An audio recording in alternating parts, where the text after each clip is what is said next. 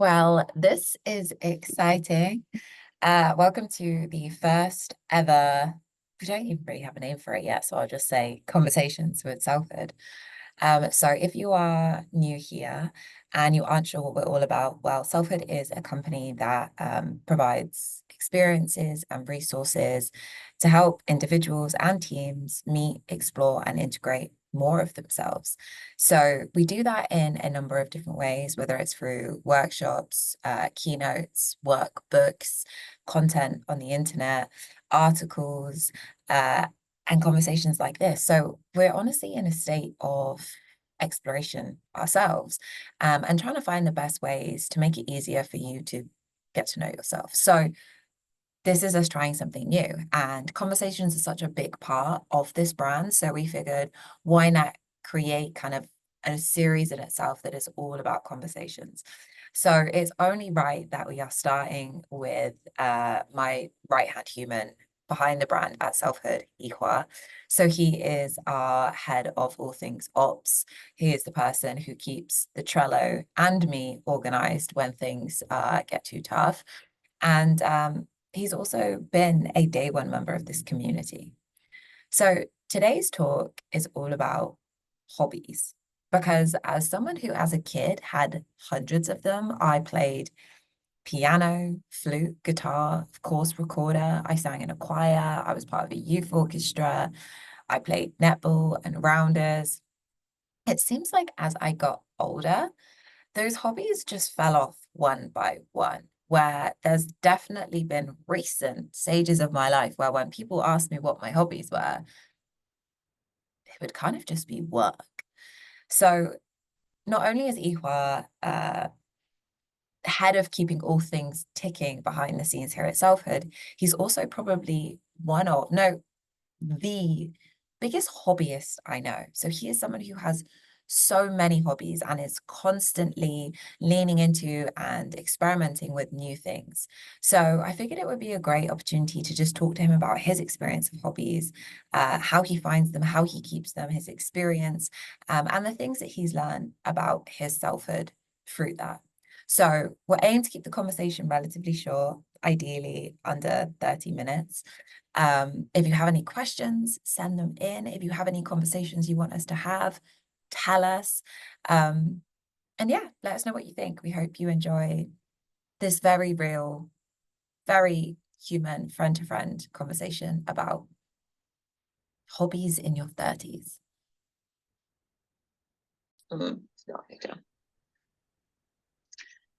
So this is very, very exciting. And I figure we just dive right in with an introduction. So why don't you let whoever is watching this know who you are and maybe tell us a little bit about the hobbies that you currently have. Yeah. So my name is Yihua. I am currently COO of Selfhood.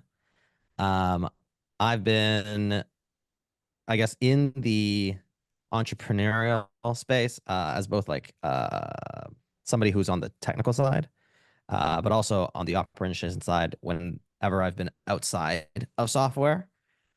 I've been a self-prescribed kind of like serial hobbyist my whole life. I've done a lot of different things in athletics. I've done a lot of different things in, I guess, like handcraft, not handcraft, but like, I guess like what people would consider like hobbies. I've also done things in, I guess, like more like comic book style hobbies. I don't want to call it like nerdy hobbies, but I think like everyone can agree that they're kind of nerdy hobbies. Yeah. Right now, the main hobbies that I am sticking to are climbing, like rock climbing specifically. I did it for like about 2 years in the past, like almost a decade ago now. And I'm just getting back into it now, and I'm using it as my main athletic hobby. It might actually be my main hobby. I do a lot of cooking. I do a lot of like chef knife collecting as a hobby. I was evaluating like Japanese woodworking, especially like Japanese joinery. That's kind of like a hobby I'm dabbling in right now. Uh, yeah, and I guess like antique hunting is another one that I'm currently doing because I'm trying to decorate like a new house. So I would say that those are kind of where I've landed in this I mean, current profile. that's super cool. So there's almost like a few themes I heard. So there's like the fitness theme. There's Hmm. the theme that you said, kind of like working with your hands in a way, which I guess maybe Hmm. even cooking could come into. I don't know if you see that as different. There's also the nerdy, the nerdy but not nerdy but nerdy theme as well.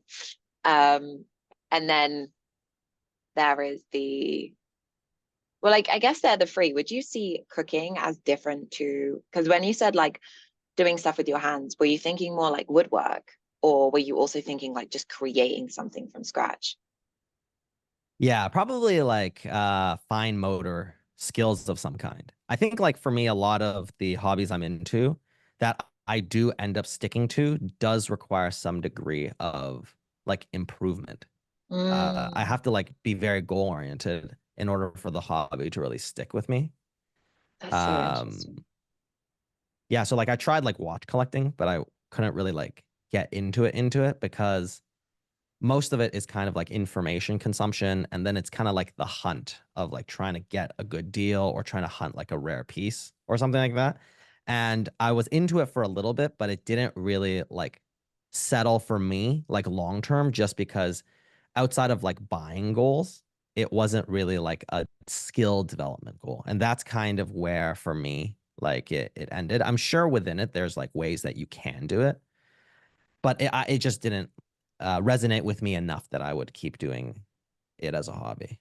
That's so interesting. So it leads quite nicely to my next question, which is how do you define a hobby? Because uh again, themes I was hearing were for you, there's something about a skill development. Like a hobby is something you enjoy, but it's also something where you have a sense of like growing towards something or skills are improving in some way.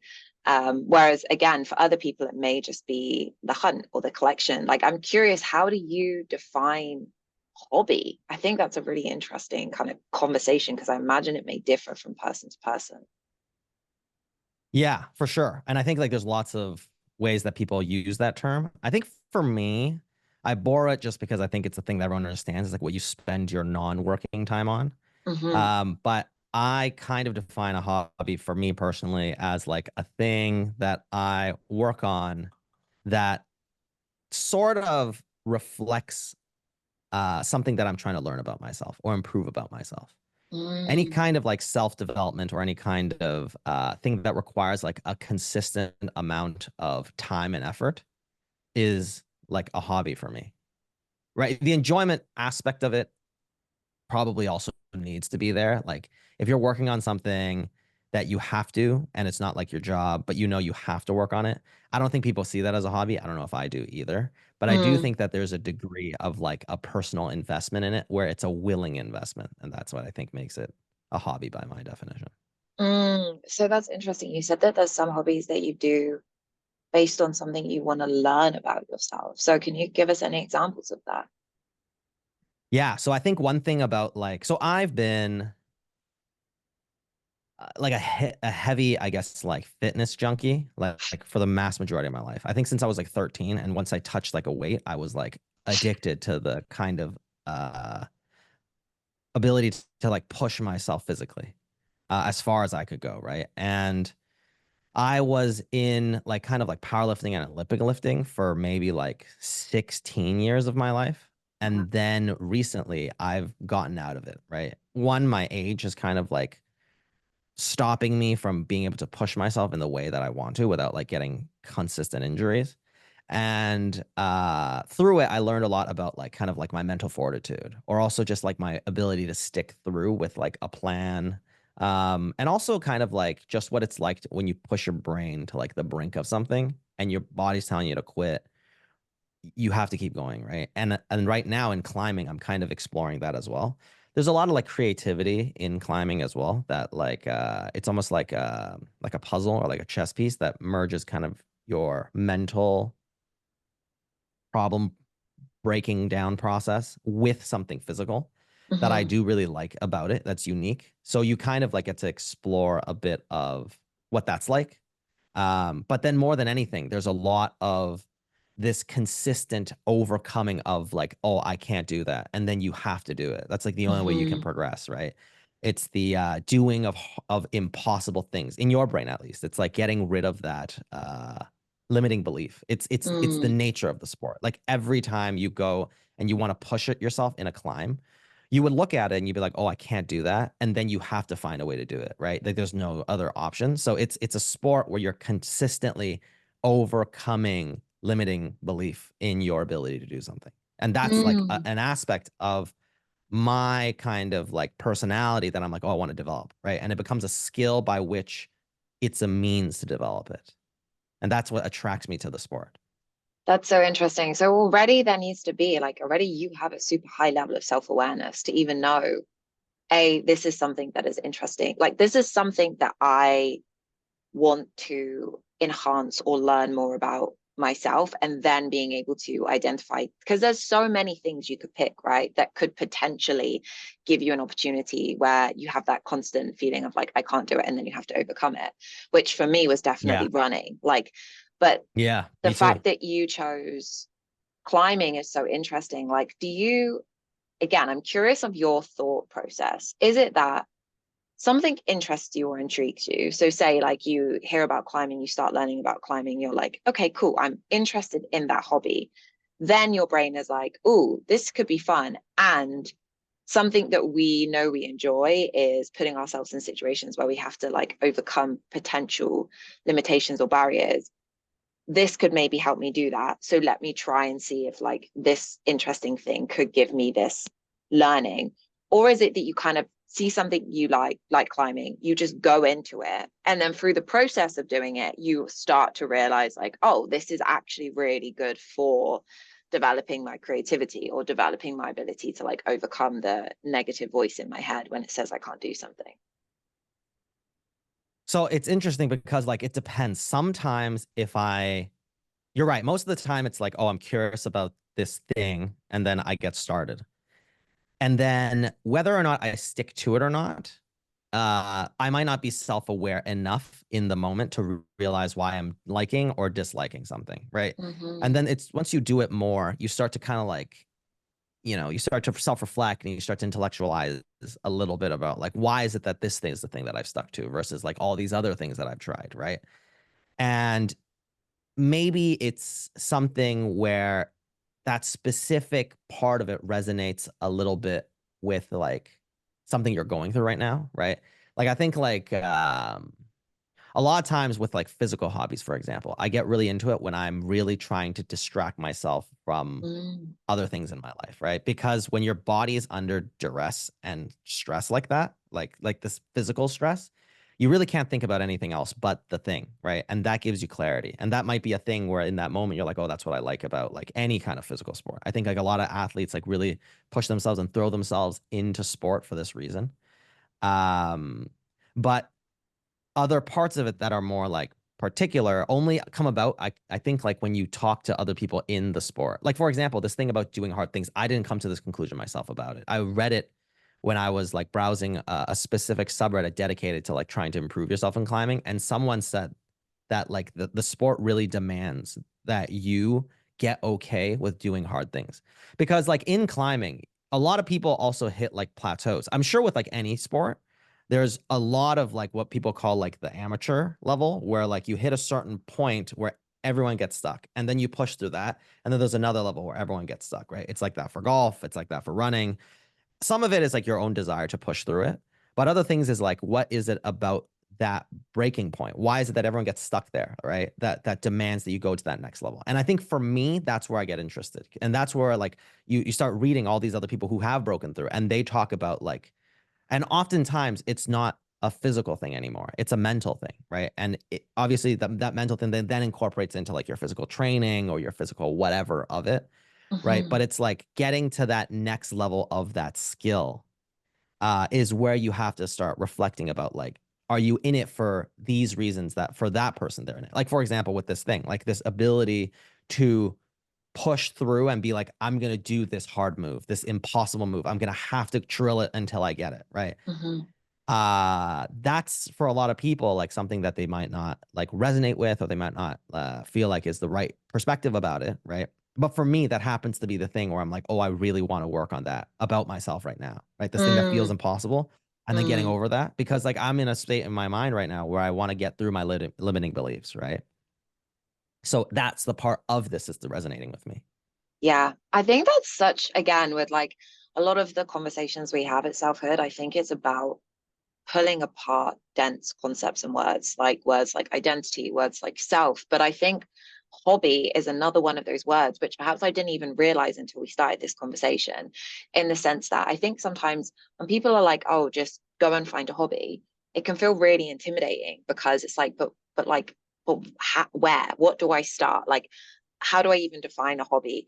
But I think already just in this conversation, I've started to think about different ways that you can almost approach it strategically, right? So there's thinking about different types of hobbies to give you different types of things. So I really like this idea of fitness could be, and looking into fitness as a whole, as like a category of hobbies, is a great area to experiment with if, say, you are in a state of life where you maybe are looking for some increased self-esteem, or you're looking for something that will help you overcome barriers or hurdles or limiting beliefs. So I know for me, when I decided, and like, we did it together, running the half marathon, it was just as I started this business, because I knew that this business was going to bring up so many obstacles and barriers.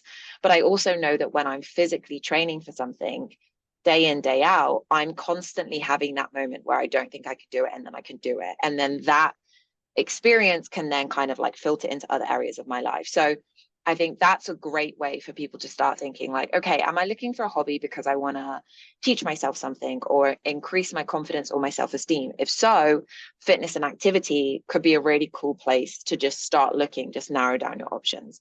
I want to come back to the hobbies that you do with your hands and Mhm. the nerdy hobbies. So, and I'm calling them that because I love the word nerd. And when I say nerd, it's just Yeah. full of love. So like, I'm like, let's just own that. Um, what what do they do? Like, where are you? What kind of role do they play in your life, or what do they teach you about yourself, or what do they give you? Like, what's the difference between those than say those fitness hobbies where maybe you really want to push yourself or prove something? Yeah. So like the ones with the hands, like I really like this idea of like, so I'm like a big community person, right? And the reason why I've loved cooking for so long is one, because you learn a lot about like human culture and people in general, especially if you're like, I want to learn about like a specific country and kind of like the history of the people. A lot of times, the food is how that translates. Because, for example, a lot of places that have like a British colonial history might have a specific version of that history where they get like resource limitations or an abundance of something, right? So that access or lack of access creates these constraints in which they have to get creative, and then they have to make a cuisine because everyone has to eat, right?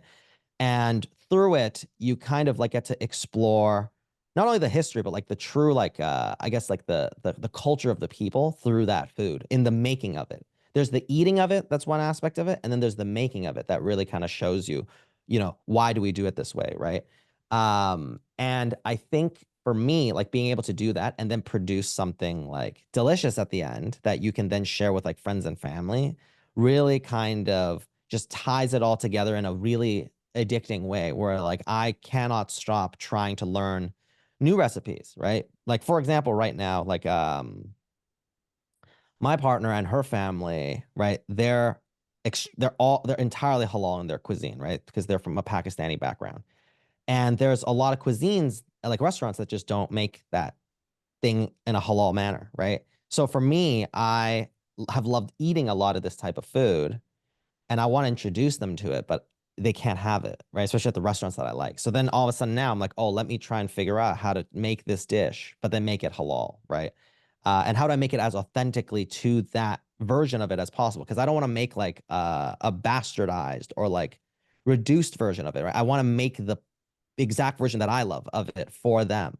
And that kind of like gives me drive and also like the interest of like really breaking it down to like its base components, right? And I'll make each ingredient from scratch, and I'll try and figure out and understand the process, how multiple different chefs have created it. And through it, you understand again more about the people, more about the culture. Because a lot of the times, the reason why they make it that way is because of the way that they grew up, or like because of the way that their culture kind of like they're trying to honor it, right?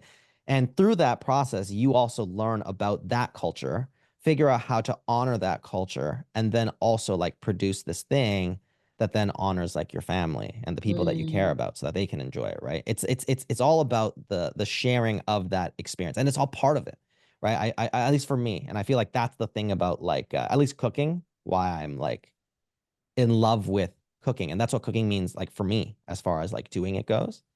I love that. Can I The just pause on nerdier that? hobby. So just Yeah, on the yeah. cooking one before we go, because I think like so many things came up for me as you explained that. One, I think it's such a good question for people watching this. If you have friends that have hobbies, ask them about it, because I think it's so easy to assume that, you can have 100 people in a room that say they love to cook, and you can assume that they're all driven by the same thing, or they all love the same element of cooking. And that is 100% not the case. So for me, if I didn't know you and you said, I love to cook, I would just think you like making food. Like you just like having a recipe and doing it well. Whereas it's only through conversations with you that you learn more about actually like your love of people and culture and learning. And that is so interesting and so rich. And it makes up so much of who you are as a person, that if someone was just like, oh yeah, he's a chef, it wouldn't do your hobby and why you're into it justice. So I think that's just so interesting. And even for me, someone who has told myself a story for a long time that I'm not a good cook. And so there's been times where I've maybe like avoided leaning into cooking. Hearing you talk about it the way that you talk about it, and seeing how it can actually be such an interesting way to just like experience more of the world, already makes me be like, okay, I want to go back and look at that and actually see if there's a way that I can love cooking my way. So I just wanted to like draw Yeah. attention to that. And then now let's talk about nerdy hobbies, and then we'll wrap up because we're already about 20 minutes in. Yeah. Nerdy hobbies, the one that I've held the longest is like I played this card game called Magic the Gathering. I don't know if you've heard of this before. I think I have, maybe just from you. Yeah, most likely. It's like a fantasy card game where essentially you're like dueling against another player, and you play the role of like a wizard, and you're like summoning these monsters and casting these spells, and you're just trying to defeat the other person. But the game has been around since like 1992 or 93. It's been around forever, right? And it's got an enormous, it's not even a cult following, right? It's like numerous celebrities are like deeply into it. Like Joseph Gordon-Levitt and Post Malone are two like humongous celebrities in the space of Magic the Gathering who love the game, right? And there's a strong aspect, one of like people who enjoy the game together, right? Like you play with other people, and it's just like by nature this thing that you can kind of like nerd out together about, because there's like a continual storyline that's been running throughout this entire game. And as you like build your deck, right, like you can improve it, because every few months or so, the company that owns the game releases more cards, right? And you have to kind of like figure out and strategize and create your deck. And there are, like there's like millions of cards that you can make. So there's so much creativity in some ways of how you can make these decks.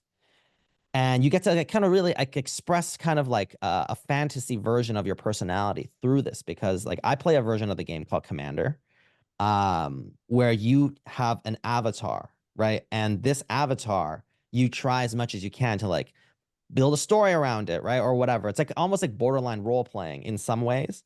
Um, and it's actually probably the only hobby I have where I'm competitive. Like I'm not competitive in my athletic sports. I actually don't like being competitive in those. Because I think for me, that's like a very personal thing. And for me, like with the athletic side of that thing, it's me competing against myself. Whereas like with this card game, you can't do that. You can't play by yourself, right? So it's an avenue in which like kind of I get to express like that competitive nature, and try and build like the best deck and be the best player, right? And in that sport, like honestly, It's one of the most lucrative sports too, because people can play it professionally and make like millions of dollars. Like it's actually a very, Wow. very lucrative sport. And all the cards, because there's limited quantities of it, there's its own stock market of the cards itself, right? Like Post Malone bought the most expensive version of a one of one card, which is like a Lord of the Rings like card representation of the One Ring in this one of one version that got released. And I think he bought it for like 2.3 million from somebody actually in I think it was Hamilton or Toronto. Like it's a Canadian person who opened it, and then Post Malone came and bought the card from the guy. Wow. And so Yeah, can so you only play the game in person with other people that also you play can the play game? online. There's an online version now too. And over COVID, the hobby saw an enormous spike of people that got into it because obviously everyone's indoors, and hobbies Yeah. overall all saw a massive spike in player base. But yeah, you mostly the part that was missed is playing it in person, like going to your local game store or having friends over and then playing it together. Like there's a lot of formats of how you can play it. It's evolved a lot. That is, I love this. So, how often do you, again, and this is why I get to people watching this, have conversations with your friends about their hobbies? Because I know you so well. And yet, in these 20 minutes, I've learned more about you. So, like, how often do you play it? Like, how much of your week or your month do you give to this Honestly, hobby? so this one is one that's more seasonal because like sometimes, so I have like friends who I play with. I've been playing with them for maybe like 15 years, but we go through many cycles, right? We play a lot of different things together. Like we'll get into a lot of hobbies together because we're all like pretty interested in the same stuff. So for example, like a year and a half ago, I got into like a different hobby called like Warhammer. And we started it, we couldn't continue it, we couldn't maintain it. It was like a hobby that cannibalizes all your other hobbies. It just demands the time from you. So we'll go through phases, you know. Sometimes we'll go through phases where we'll be like, hey, you know what, let's play Magic a little bit, right? And we'll maybe play like a couple days and we'll be like really into it, and then we won't play it. Maybe we'll do it with like a board game or something else, right? Like it's difficult because it's definitely not a hobby that like I play all the time, Yeah. right? And for me, like I have hobbies like that where I'm really into it. I'll keep up with the information about it and the news about it.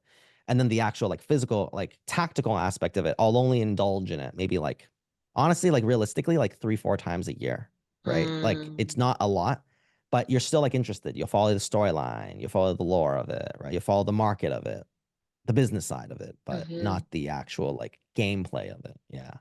I love this. Okay. So two things. And then, so one, I think we might need to do a part two of this because there is so much more I want to ask and get into. But I wanted to say, like, the feeling this conversation has given me is real, like excitement. And I think, again, I didn't know that I was going to get this when we came into this conversation about hobbies. But I think for me personally, definitely in a stage of life right now where work and the business is kind of, use your word, I must cannibalized a lot of my time. You kind of forget that there are so many other things out there for you to be doing, to spend your time with, to almost meet that version of yourself. Like hearing you talk about this card game, I'm like, I kind of want to get into this. Like I've never been someone that's like played games in that sense where it becomes almost a part of an identity, but like hearing you talk about it, hearing the community element, like for me, I'm like, that's something I would love, like the ability to build a new community all around this game. And also like I'm so curious what that like nerdier wizard witch card game version of me would be like. Like I'm so intrigued. So Yeah. I think that's super cool. Like just hearing you talk about this, it's reminded me, and I hope other people are being reminded that there are so many things you can do with your time, and each of those things will introduce you to a different part of yourself, a different version of yourself. And for me, when I think about like living a rich, fulfilling life, it's one that is full of different versions of yourself, different experiences, different people,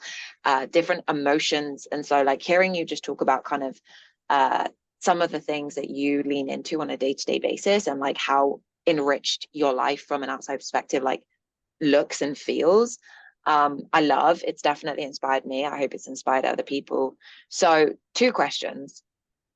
Well, it's kind of two questions in one.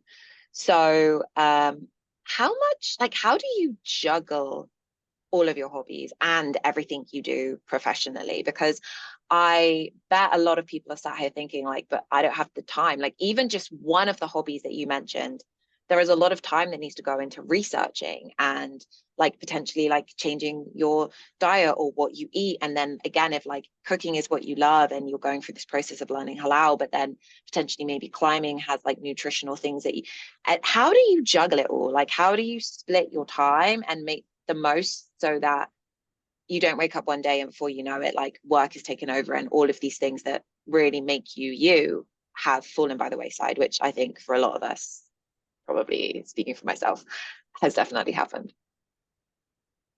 So this is like a huge part of kind of like most people's like thing with hobbies, right? It is that it's exactly what you're talking about. And it's I have like a really long thought out perspective about this because I've gone through this exact question numerous times where like work takes over, you can't get to do the things that you really like, right? And you kind of like feel bad, especially when you're chasing a skill, right? Where like you've put in all this time and this effort, right? And a lot of times also this money, right? That slowing down or stopping it to like do other things, like life gives you different priorities, right? It feels bad.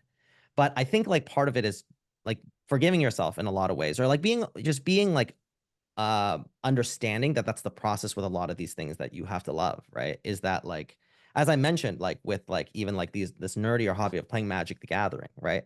I don't get to play it all the time, right? And nor do I sometimes want to, and that's okay, right? I'll play it when I do want to, or indulge in a certain hobby if I want to. I go through, to borrow your verbiage, like I go through seasons of enjoying my hobbies really hard. Even with like climbing, if I find the time to be able to, right? Like I'll just spend a lot more time on climbing. Like for example, with cooking, right? There's a lot of dishes that I can cook that are macro friendly. Like for example, because I'm on like a diet right now where I'm trying to lose weight to get better at climbing, I'm focusing on a specific type of dish, which is like crudos and ceviches, right? Where I find like a local fish market. I really try and understand kind of like, you know, because raw fish as a dish exists in multiple cuisines, right? Chilean, Argentinian, Latin America has a lot of them, right? And they all have different types of ceviche based on the kind of ingredients they have available, right? And then like having conversations with like these different like fishmongers, right? The people who sell the fish, you can kind of like understand a lot more about like the nature of fish itself, right? The butchery of fish varies from fish to fish. How do you yield like a better product out of the fish, right? There's different ways that people kind of like catch and kill fish, right? The Japanese have an extensive method of how they do this thing called ikijime, where they sever the fish's nerves right at death so that like the rigor mortis doesn't ruin the taste of the flesh. You know, there's like all these things that I can still kind of like go through this process of like really indulging and loving this hobby still, and it still accommodates for my climbing Mm, hobby, right? mm. As So you're far as like a integrating time, them. exactly. But that only comes, and this is the key thing, it comes with a lot of time, right? Any skill or anything that you do, the more you do it, the more you understand like the nuances and particularities of it, right? And also yourself in these sports, not only in these nuanced specific like hobbies themselves, but also in like that category or even yourself altogether. So it's taking me like kind of like, you know, I've been doing a lot of these things for like 20 years now, right? Where I also know how to leverage like different understandings of myself and my abilities so that I can like make certain processes easier for myself when like work ramps up, right? Or like other ones where they ramp down. Like athletics is a great one, right? You have to know how to maintain like a certain degree of performance with limited time. But you can only understand that when you've done a sport long enough and you understand your body's limits. You understand like what proper rehabilitation for you looks like, right? You understand when like proper rest. Like there's so much like things that you learn about yourself through doing these activities that you have to be honest with Mm-hmm. yourself about, right? Because life kind of Mm-hmm. like as I've gotten older, I don't recover as fast. So I have to now work out in a way where like if I want to have these improvements, right? I have to do more physio. I have to do more rehabilitation work, right? And then when I do go to the climbing gym, and maybe I only can go once or twice a week, I have to have very intense, short, like training sessions where I'm targeting like specific skill acquisition. Maybe I can't be as playful. Like I can't just do climbs that I like look at that are fun, right? If I want to improve. Mm. But if I'm like kind of having a hard day and I just want to like just go and climb like climbs that look fun, I can do that too, right? There's so many ways. And like each of these hobbies can be an entire series of conversations, because like every culture approaches it differently, and you can learn a little bit from each culture of how they improve. Do you want to be competitive, or do you want to do it for fun, right? There's like each of these things is an endless wealth of like richness to enjoy. And I think that's the thing. I think one big question for a lot of people that I think like I hope like people get out of like this thing is that like if you feel like intimidated to just like pick up a hobby, like which was like one of the first questions you asked, right? Like how do I even pick a hobby? It's really just like getting started, right? Like however you want to get started. We get really like caught up in like wanting to do like, especially when it comes to like being good at something, right? Like we're embarrassed to kind of like be bad at something, especially when it comes to like a skill acquisition type hobby, or we're so scared of like just like getting started. I've definitely fallen for that, right? There's like a term in like many hobbies where like somebody comes in and buys all the best version of the equipment for this thing, right? And Yeah, it's called a yeah. buy hard, you know? But that's okay too, That's because for some I've people, that's the definitely been process. that person. It's like all the gear, no idea, right? Like Me too. But you know, that's okay. I think like at the end of the day, it's for your own enrichment, right? And it's like if that's the way that you like it, then do it that way. If you don't like it that way and you're like, "Oh, I wasted all this money." Then even better. There's a lesson here for you, right? And lessons in life are way more valuable than anything else, right? At the very least. So like if there's something there that you learned more about yourself, and like you can change something about yourself that you gets you to a closer, more authentic version of yourself, right? I mean, that's really what this is all about, right? That's all life is really about. It's like the enjoyment, the community, and then like, can we grow as people, right, in this oh, process? And I think that's the thing. And you can only do that with like a kind of like forgiveness and kindness of allowing yourself to do that, right? And I think that's the thing about like hobbies. It's just an avenue to express that at the end of the day. I mic drop. I feel like but there's definitely gonna have to be more. This conversation series might just end up being like conversations about hobbies. Thank you so much for sharing more of yourself with us. Again, it's like, I know you so well, and I've learned so much more about you in the last like 20-30 minutes. So thank you.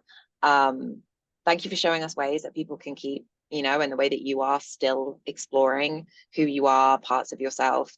I hope that people watching this have equally been inspired as I have to start thinking about areas of their life or themselves that perhaps they want to learn more about or lean into. I'm definitely feeling like a calling towards fantasy. I don't know if that means reading more fantasy books. I don't know if it means we have started watching anime. I can confirm, Yihua, we are on the second series of AOT. So like I'm Ah, getting into it. But again, I hope a question for people watching is first tap into what's come up for you, like what's resonating, what's exciting you, what are you feeling pulled to, listen to that. And second, to Yihua's point, like how could you just get started today? No pressure, just from a place of excitement and interest and intrigue. And yeah, if you have any questions for either of us, future conversations you'd like us to have, let us know. And thank you for spending your time with us. Bye.